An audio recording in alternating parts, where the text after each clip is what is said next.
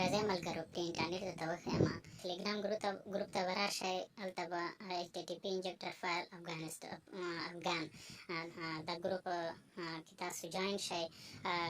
دې ته خپل ملګري هم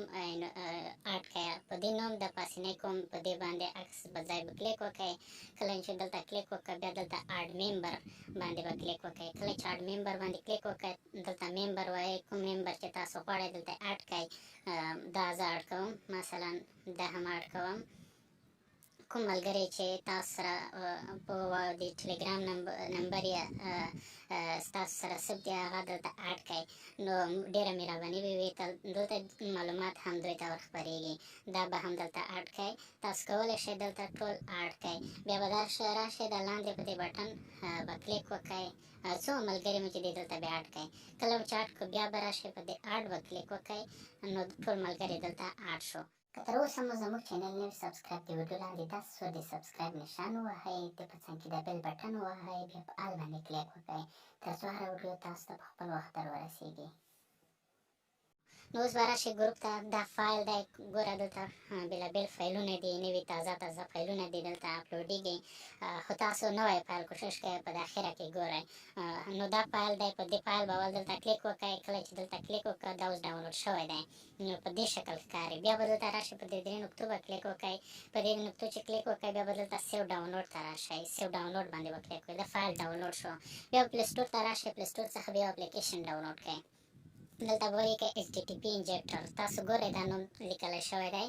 HTTP انجکټر دا به ولیکئ بیا دا ګورئ دغه اپلیکیشن به تاسو ته راوړي دلته به ډاونلوډ درکړي ما ته یې اوپن راکړه نو دا به تاسو ډاونلوډ کړئ نو ما ډاونلوډ کړی دی ګورئ HTTP انجکټر دا چې ډاونلوډ کړئ بیا به دلته تاسو فایل اور اپلوډ کړئ نو فایل د اپلوډ لپاره اول به دې نقطو ته راشئ په دې باندې دلته چې کله کلیک وکړئ بیا به کلیر هسټري باندې کلیک وکړئ کله چې کلیر هسټري بیا به یس باندې کلیک وکړئ نو دې لپاره اوس بیا به راشئ کوم فایل چې تاسو څخه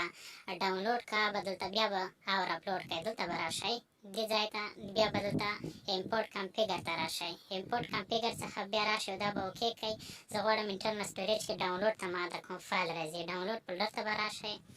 ډاونلوډ فولډر باندې به کلیک وکړئ اوس دا فایل ګورئ دا کې ډېر فایلونه دي نوي تازه فایلونه مې ډاونلوډ کړي دي او دا فایلونه به زه غواړم چې کوم فایل دی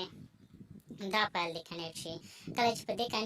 کنیکټ شي نو دلته به تاسو په سټارټ باندې کلیک وکړئ نو سټارټ باندې چې کلیک وکړئ زموږ فایل دلته به تاسو ګورئ دا وخت شروع شو دا چې څو ثانیو ته رسېږي کنیکټډ به ولیکي نو فایل به ډاونلوډ کنیکټ شي نو تاسو به صبر وکړئ څو ثانیې دا فایل دا دی کنیکټ شو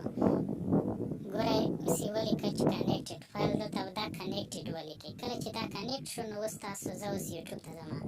ګوره ټلګرام ما ته یو میسیج راغی نو یوټیوب ته ځم او په دا ډول تاسو کارولی شئ په دې ډول سره اوس دلته یوټیوب ویډیوګانې ټولې راوړي نو دا بالکل حقیقت دی ستاسو څخه د انټرنیټ نور پیکیج نه مصرفوي په نور پیکیج باندې مې هېڅ مصرف نه راځي بالکل دا حقیقت دی او دا په انټرنیټ ګوره یوټیوب خلاص شو دا یوازې د وړاندیز په MTN کې کار کوي نو که چیرې مو ویډیو خوښه شوي ضرور شیر کړئ او ویډیو لایک کړئ کومه پوښتنه لرئ کومنټ وکړئ او دا ویډیو د نورو پښتنو ملګرو سره هم شیر کړئ په زموږ چینل ته